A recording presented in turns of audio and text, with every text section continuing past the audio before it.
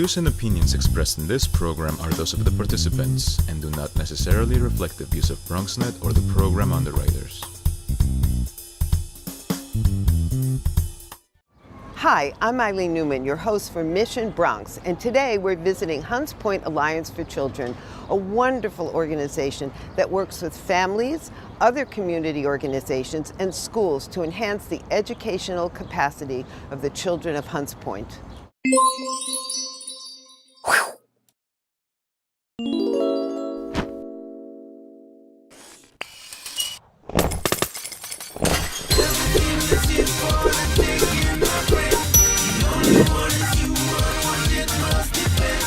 I'm sitting here with Jill Roach, who's the Executive Director of Hunts Point Alliance for Children. Good morning. Jill, thank you. Thank you for letting us come and visit this wonderful place. Oh, we're so glad you're here. Yes, me too. So tell me about the Hunts Point Alliance for Children and what are all the programs that happen here? Sure. The Hunts Point Alliance for Children began 10 years ago, and we really have two roles within the Hunts Point community. First of all, we convene the 7 schools that are physically located here, as well as the 10 to 12 community-based organizations that serve children in the area. And we focus just on the Hunts Point Peninsula, the 10474 zip code, not the entire community board district.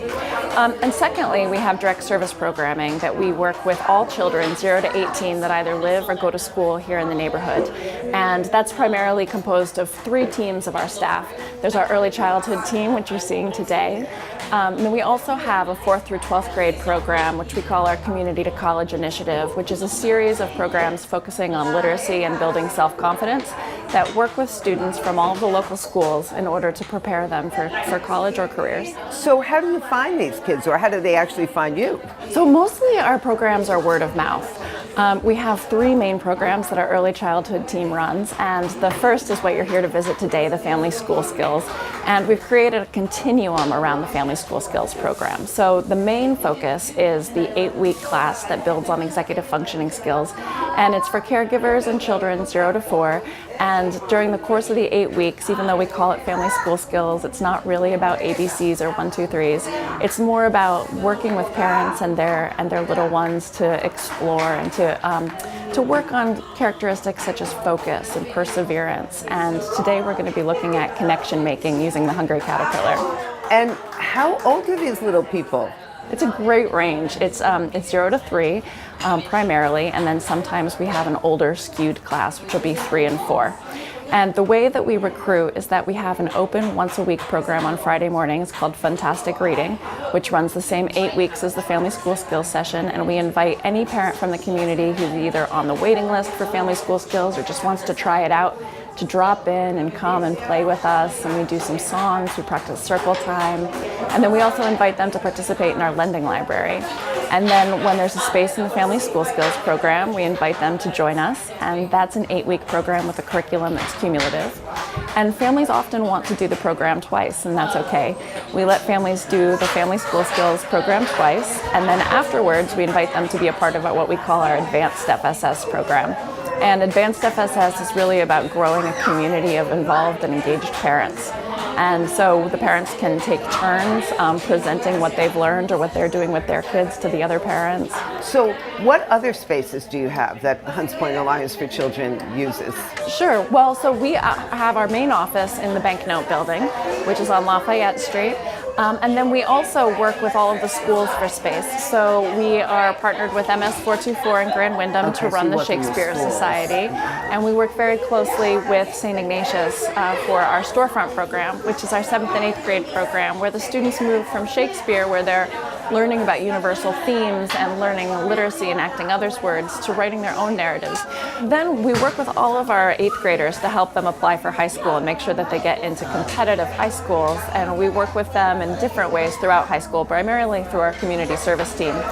But where we really focus a lot of attention is with our college access program. Beginning in their junior year, we're helping them write their college essay, helping them complete their college lists, and making sure that they're hitting all the deadlines. and it's been really successful.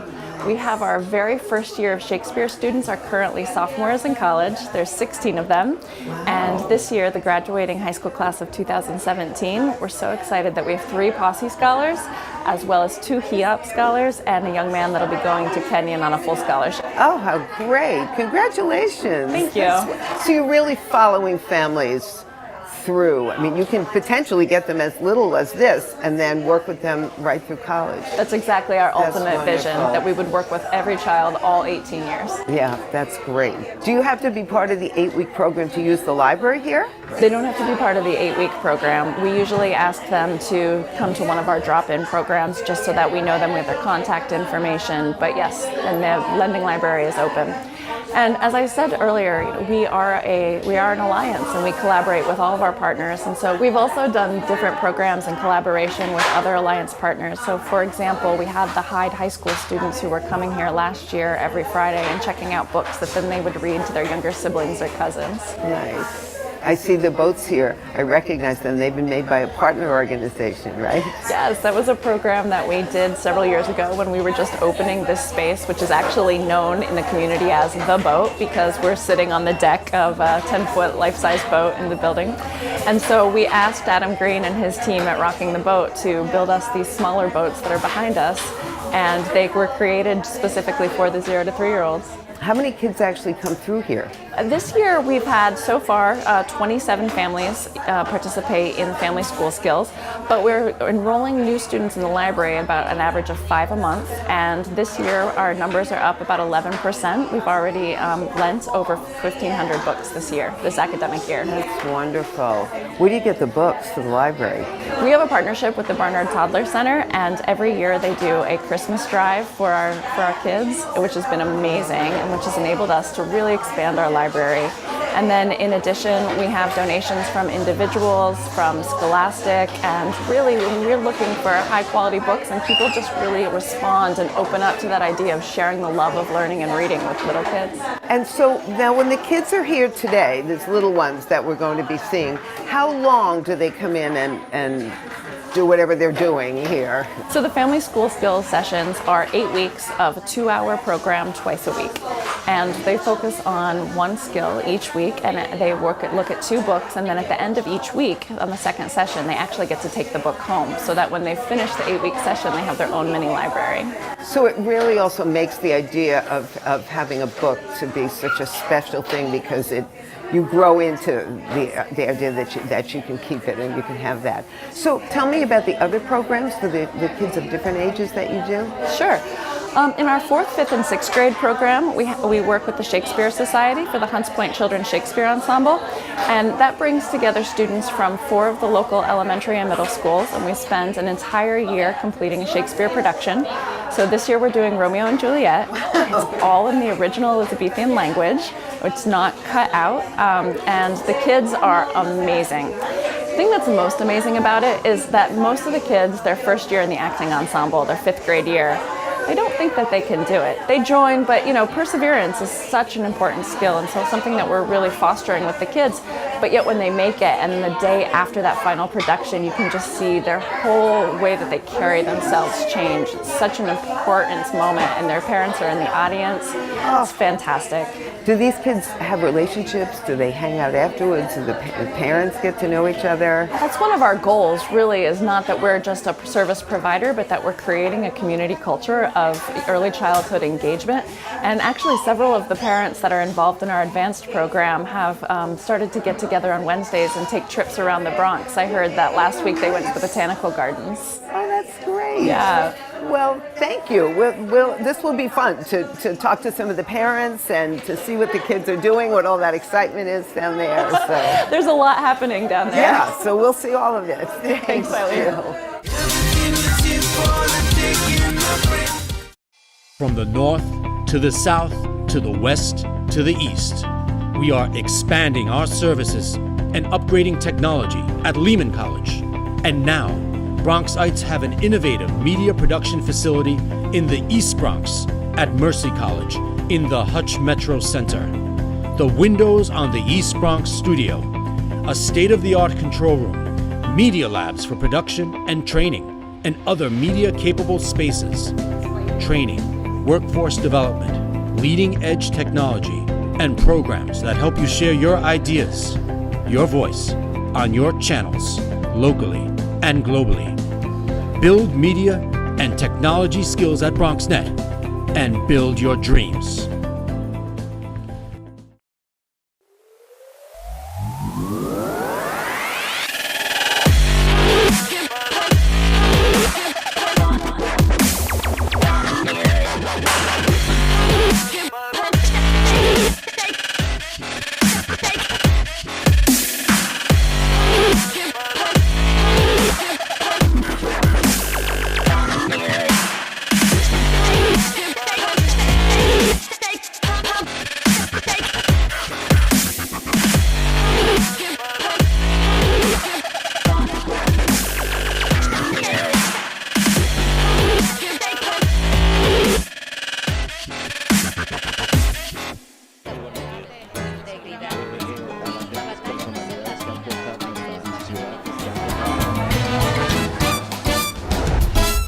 If you want to stay in the know about the latest happenings en español, check out Diálogo Abierto, BronxNet's own Spanish show, Wednesdays 6:30 p.m. on Channel 67. The latest in news, arts, culture, politics, and what's going on in your neighborhood. Diálogo Abierto, the best way to stay connected in Spanish. See you there. Te esperamos.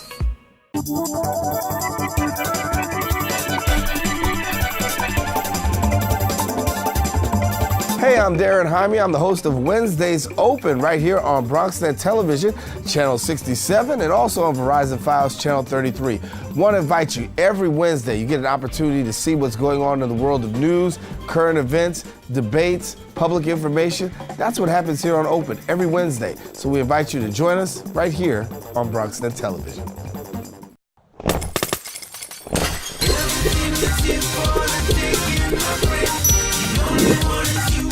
Good morning.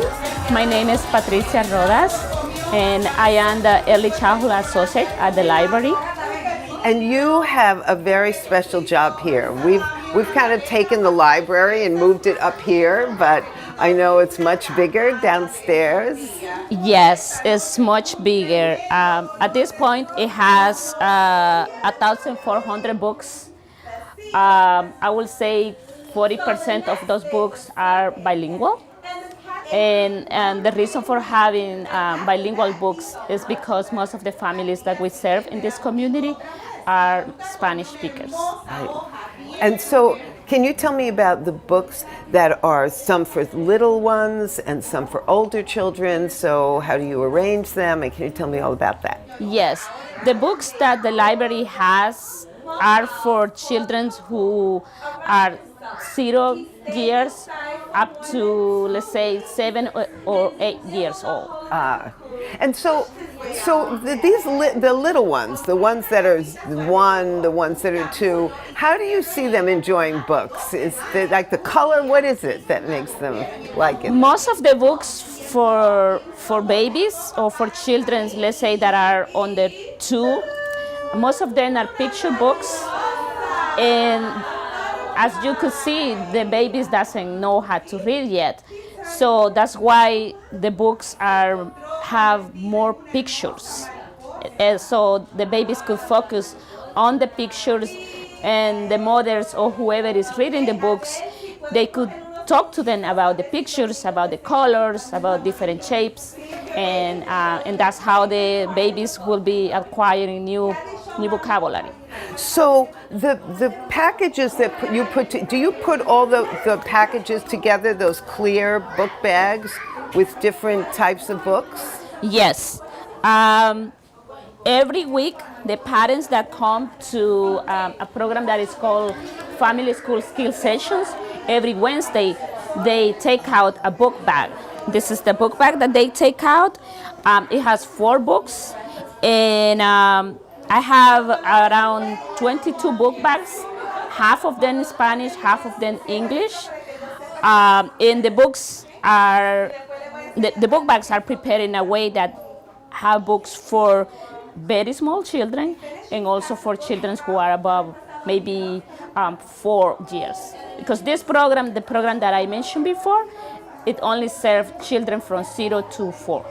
And so you make the choices of the books and you put these together? Yes, I do it, and I had to rotate these books every session, so the parents who come twice to the same sessions, they don't get the same books.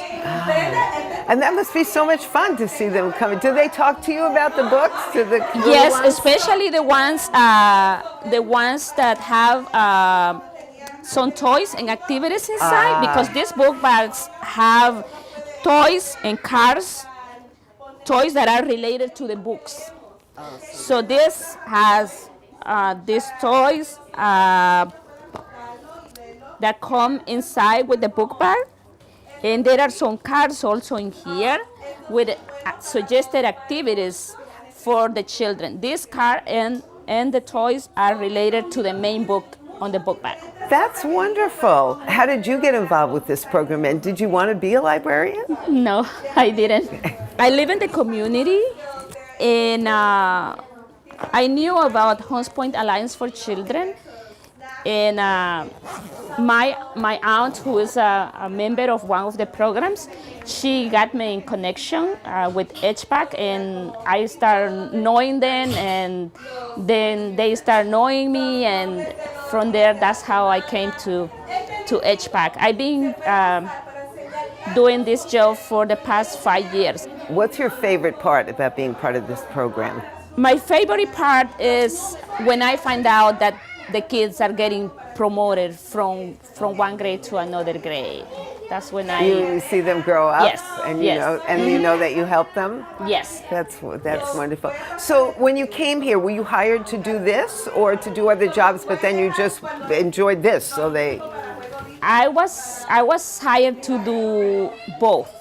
I was hired to do the library and a little bit of outreach. Right. And the outreach, I feel that is being very successful, because I live in the community, and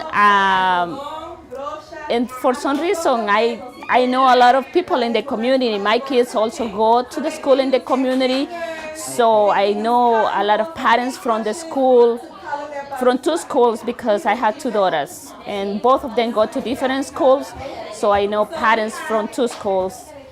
And I also do a lot of volunteer hours at the school, and that's how I know more people too. Yeah, so then you can encourage people to come and do this. So, Yes. so what would you like to see this library transformed into if you could have anything you wanted in this library? Definitely, I would like to see the library with more books, but especially I would like to increase the bilingual section. And again, the reason is because the families that we serve, a lot of them, they don't know how to read English. Right. So everybody would learn in the family. Yes. So well, you're doing a great job, and thank you Thank you for so letting much. us talk to you. Thank you. Patricia. Thank you.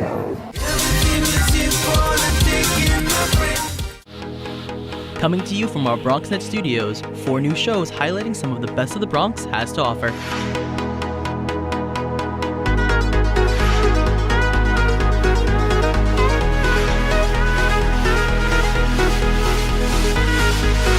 We sit down with political leaders on In the District and discuss local legislation, events, and issues.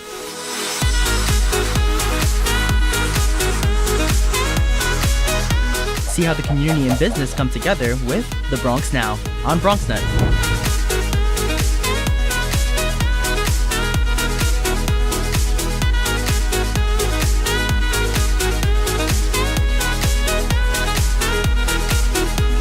Nosotros features leaders from a Latino community. Meet those who are moving to make a difference in public service, business, arts, and culture.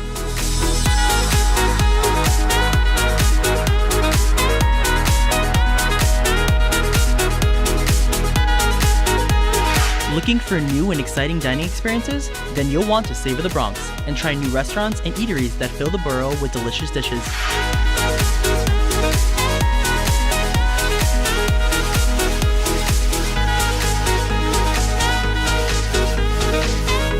We have it all, so experience the Bronx in new and fresh ways on BronxNet.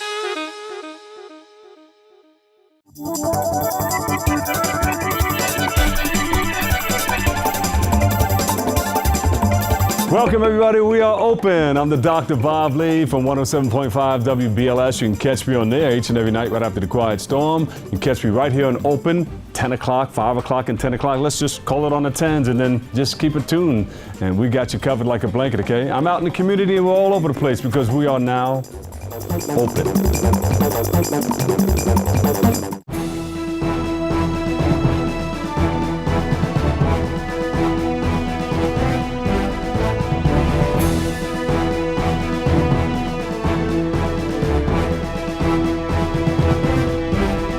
Hi, I'm David Lesh, legal correspondent to the morning show Open. If you have a legal question that you'd like me to answer, please send me an email at davidlesh@bronxnet.org, and I will address it on our Ask Your Lawyer segment.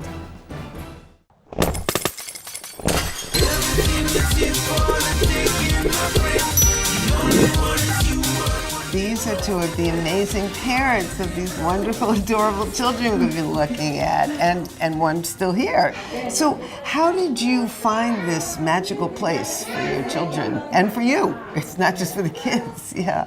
For me, it's a great place because I found a place here close to my house in Hunts Point where I can take my two kids, where they can socialize with other kids and they can learn things. They have a routine, and well, this place is awesome. Yeah. So I found this place because I had moved to the Bronx after 2 years ago. And I was desperately searching for something for her around here because I was going back and forth from my old neighborhood in Astoria. It was pretty tiring on the train. So my favorite coffee place, which is Birch, opened up right here. And then when I came to their opening, Majora was there and she said, oh, there's a school right here. Coincidentally, the same week I had found them on the internet. And that's why I started coming over. So. And then we've been here ever since. It's been a year already. But you two have been, I hear, amazing contributors too.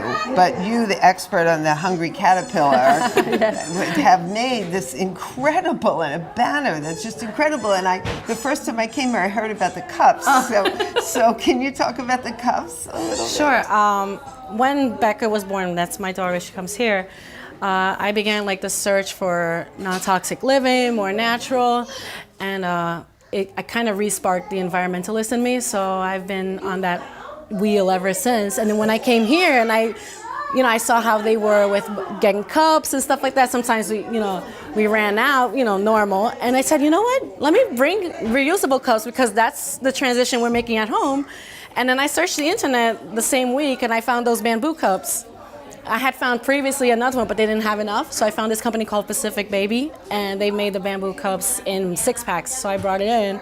I brought 2 packs, and then we have like cups for everybody. Which are beautiful, and what a great idea too. But I also hear that you two are now forming something out of this, out of your friendship here. I know everything. I hear everything. So what is it that you're working on together? What do we do? Tell them. Okay, so I've been going to the Botanical Garden every Wednesday, and she has been going separately. So when we met here, and I said, oh, we really should go outside. We should go to the Botanical Garden, from here. And she said, oh, you go too? And I said, yeah, me too. So then we just kind of connected, and then every Wednesday now, we meet with other moms that are already there, and we just forage. Really, we're just around there all day. Yeah. And you have a beautiful glass exhibit coming up. Yeah. Do you know about this? It's really it's beautiful. I was beautiful. on Sunday. So you saw it already. I'm all the time at Botanical Garden. That's good. That's so nice. So it's not just that the kids have found friends, but you found friends. Which for me was great because I was home alone. So I mean, really I don't have family here. Like they are in Brooklyn, far away, so it's great to have people to share. So and how many? So you come once a week? Yes. For this program. And how about your kids? How do they like it? They love it. Well, yeah, I was gonna say Becca was a complete shy little girl, and she comes here. You saw she touches the stars. She plays with everybody. She calls them at home, and she does the songs at home, and then she'll say everyone's name. So she's completely blossomed. socially. She's been great. That is To wonderful. socialize, I think is very important. Yeah. This place really like to me. You can't stay at home without kids and on Right. TV. True, It's yeah. like no, Right. it doesn't make sense. If you don't take them to the school, then take them somewhere to meet kids. Yeah. So this is a perfect place. And they're really, I And mean, you teachers can- are really great, like too. They are beautiful. They are so lovely with their kids. The I three of know, them, yeah. I know. I But tell we all them- yeah, fell I in tell love them with all them. the We time. want to stay here. I have a grown-up daughter, but I want to come back here. Yeah, so. really. Yeah, I tell them all the time because when I took Becca for a year to the parks and there's no kids around, and then I'm just happy. I tell them all the time, it's so funny. I'm happy this place exists because it fosters an environment. It's safe. You know, you guys are doing incredible work here. You know, with the rotation with families and things like that. And most of all, it's like a community service. It's free. You don't have to because I found a lot of good programs for her, but unfortunately I can't afford it. So I'm just glad that there's a space where I can meet other moms and then we can enjoy different things together. Like we saw each other last Tuesday, you know, and do like picnic playdates and around here, picnic yes. around here. So that's Oh, great. that's great. Well, and thank you both. Thank you both for taking time to talk to no us. problem. But it's wonderful for the whole family that you have this. Yeah, thank you. And join us next time when we'll take you on another adventure through the world of nonprofits in the Bronx.